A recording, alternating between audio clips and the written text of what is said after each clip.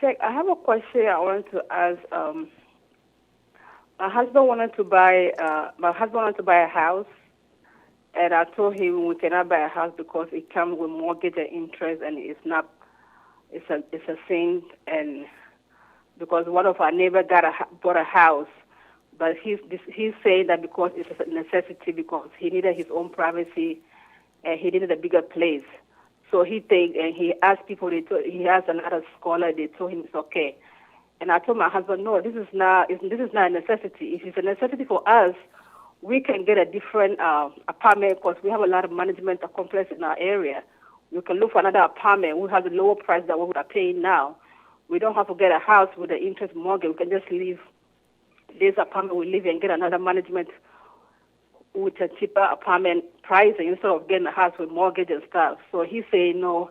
They told him it's okay, but if I keep telling you it's not permissible, but he's insisting on getting it. So he told me he's gonna buy whether I want to come with him or not. I can stay here. He's gonna buy.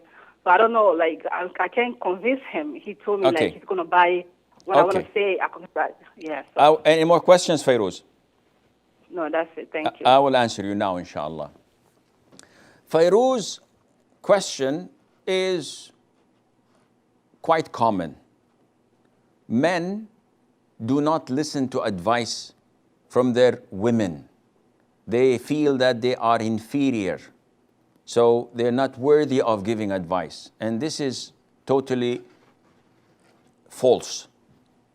Our Prophet ﷺ sought the advice of his wives and acted upon them, as in the famous story of Sulh al-Hudaybiyah and Salama, when he told his companions to shave and slaughter their sacrifice going back to Medina because they were prevented from entering Mecca and making Umrah. They declined. They could not believe that this was an instruction as they are wearing the ihram. How can we take off our ihram, shave our heads, slaughter our sheep, and we did not even reach Mecca to perform our Umrah? So Salama advised him to not say a word, go out, call the barber, get his hair cut or hair shaved, and slaughter his camel, his sacrifice, without talking to anyone.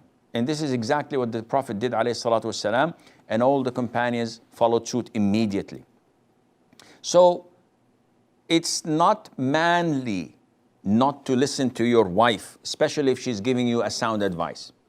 As for Fairuz's husbands wanting to buy a house, a mortgage, and pay riba. We know that mortgage is riba based. It's a loan where you give riba, interest, over that loan. And the problem is when it fluctuates and it goes up. So the property, instead of being $100,000, now with the interest, it's 120. Some say, okay, no problem, I'll pay the 20%.